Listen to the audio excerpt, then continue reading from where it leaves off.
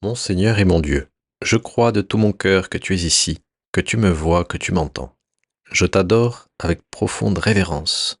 Je te demande le pardon de mes péchés et ton aide pour faire avec profit ce moment de prière. Ma Mère Immaculée, Saint Joseph, mon Père et Seigneur, mon ange gardien, intercédez pour moi. On admire souvent ces infirmières et ces médecins qui n'ont pas peur d'aller au-devant des malades, qui n'ont pas peur de les toucher, qui n'ont pas peur de les caresser. C'est le génie des infirmières qui savent que les personnes âgées aiment les caresses sur le visage et sur les mains. Ça leur transmet de l'amour. Et elles n'ont plus l'habitude parfois de les recevoir car leur entourage est un peu froid et ne sait pas trop comment s'y prendre. Récemment, j'ai eu la chance de visiter un malade qui est mort quelques jours après, qui rendait facile le fait de s'occuper de lui, car dès qu'on rentrait dans sa chambre, il demandait tout de suite la communion, et ensuite il demandait un petit service, c'est qu'on lui passe un humidificateur autour de la bouche, et ensuite on pouvait l'essuyer, en le pomponnant un petit peu, et on essayait de faire cela avec le plus d'amour possible, et c'était bien volontiers qu'on faisait cela. En plus, il nous expliquait comment faire. Mais souvent, Seigneur, nous ne savons vraiment pas comment nous y prendre, et nous sommes tout honteux de ressentir dans notre cœur un premier mouvement de répugnance ou de dégoût. Et dans l'évangile d'aujourd'hui, tu nous donnes une belle leçon d'humanité et de divinité. Un malade est de ceux qui sont les plus répugnants. Un lépreux s'approche de toi et il te supplie en tombant à genoux. Et il te dit, si tu le veux, tu peux me purifier. Nous apprenons déjà, Seigneur, quelque chose sur toi. Tu inspirais une confiance immense. Un lépreux, les lépreux, étaient plutôt habitués à être ostracisés, montrés du doigt comme méritant leur maladie à cause de leurs péchés, disait-on, alors que même certains se vantaient de jeter des pierres aux lépreux, et que petit à petit ces lépreux peut-être se convainquaient qu'ils méritaient leurs maux. Eh bien, ce lépreux, en voyant Jésus, sait qu'il ne va pas être jugé, sait qu'il peut lui faire confiance, sait qu'il peut tomber à ses genoux et lui demander la guérison. Il est attiré par toi comme un aimant. Et il ne va pas être déçu. D'abord, le Seigneur est saisi de compassion, nous dit l'Évangile. Saisi de compassion. Aucun dégoût, aucune répugnance. Le Seigneur arrive à rejeter tout ce qui aurait pu mettre un obstacle entre cet homme et lui. Et toi, Jésus, non seulement tu écoutes ce lépreux, tu ne le rejettes pas, mais tu montres ta compassion, tu étends ta main et tu le touches. Tu touches ce lépreux, au risque d'être contaminé, au risque de contracter la maladie. Et tu lui dis, je le veux, sois purifié. Peut-être que le Seigneur d'ailleurs a contracté la maladie, mais comme son heure n'était pas encore venue, et comme sa vie, personne ne la lui prend, mais c'est lui qui la donne, c'est lui le maître de la vie, il a guéri tout de suite. Et en tout cas, c'est ce que tu fais avec nous, Seigneur, c'est ce que tu fais avec notre péché. Tu le prends sur toi. Et tu prends tous ses effets sur toi, sur la croix, dans le chemin de croix. Quand tu es flagellé, couronné d'épines, que sont ces coups, que sont ces épines sur ton corps?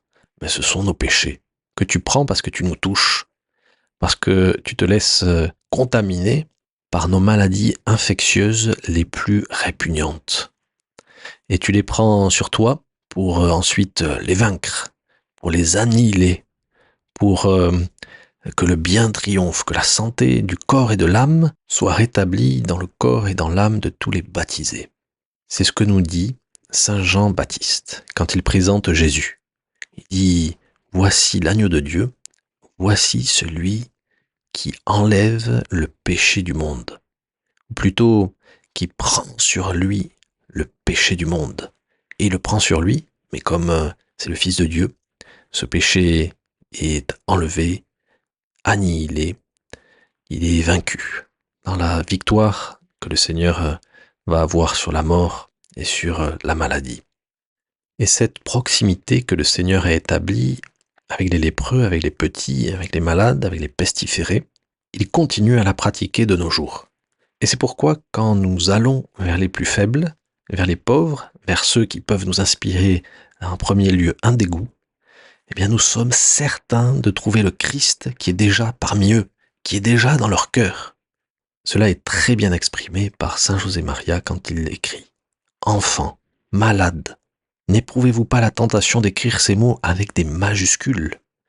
Pour une âme qui aime, les enfants, les malades, c'est lui. C'est Jésus.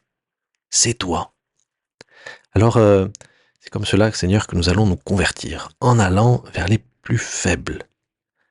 On raconte que saint François d'Assise, qui avait déjà décidé de se convertir, mais qui était encore en chemin, revenait de Rome à cheval, quand il croise un lépreux.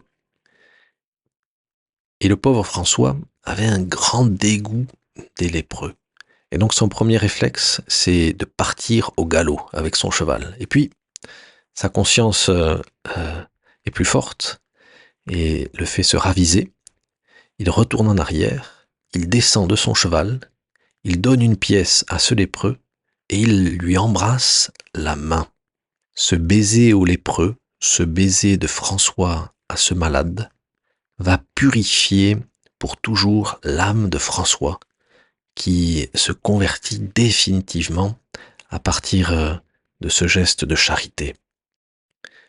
L'évangile d'aujourd'hui, ainsi que cet épisode de la vie de saint François d'Assise, nous font comprendre que le Seigneur se cache parmi les plus faibles, se cache dans les malades, dans les ostracisés de notre époque, et donc aussi dans les pécheurs.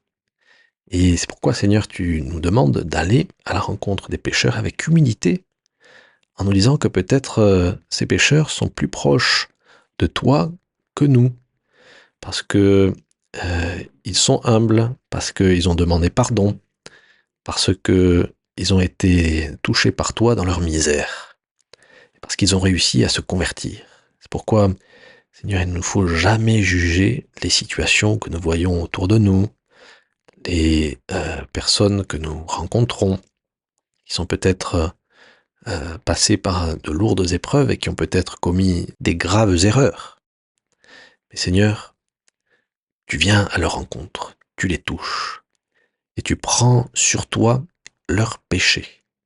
Et donc ce qui doit inspirer dans notre cœur le dégoût, l'horreur, la répugnance, ce n'est pas le pécheur que nous sommes, ou les pécheurs que nous voyons autour de nous, c'est ce péché, cette maladie de l'âme qui provoque sur ton corps des conséquences bien pires que la lèpre, qui provoque ta passion, cette flagellation, qui provoque ce couronnement d'épines, ces soufflets que tu reçois, ces coups, ces insultes et ces clous qui vont percer tes mains et tes pieds, cette lance qui va ouvrir ton cœur.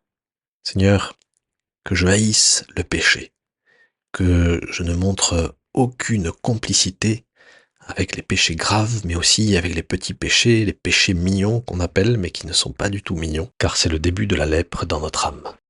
Dans les années 80, les sœurs de Mère Teresa nous ont montré l'exemple, nous ont ouvert la voie. Alors que le sida commençait à faire des ravages, elles ont commencé à soigner ces lépreux, ces nouveaux lépreux. Et elles l'ont fait avec tellement de cœur et d'amour, bien qu'elles ont réussi à rapprocher des âmes de Dieu. On raconte qu'un Joseph, malade du sida et en phase terminale, qui était sur le point de mourir, avait fait venir ses amis qui étaient si bien occupés de lui et des sœurs de Mère Teresa, et que ses dernières paroles furent celles-ci: « Vous êtes plus grand que l'amour ». Des mots qui montrent bien que bien cette charité qui nous pousse à aller vers les plus faibles, bien c'est le Seigneur qui nous l'inspire et qu'il faut la lui demander. Et les amis de ce Joseph et les sœurs de Mère Teresa ont trouvé le Christ en eux quand ils ont su voir le Christ dans ce malade dans ce lépreux. Je te remercie, mon Dieu, des bonnes résolutions, des actes d'amour et des inspirations que tu m'as communiquées dans cette méditation. Je te demande de m'aider à les mettre en pratique. Ma Mère Immaculée, Saint Joseph, mon Père et Seigneur, mon ange gardien, intercédez pour moi.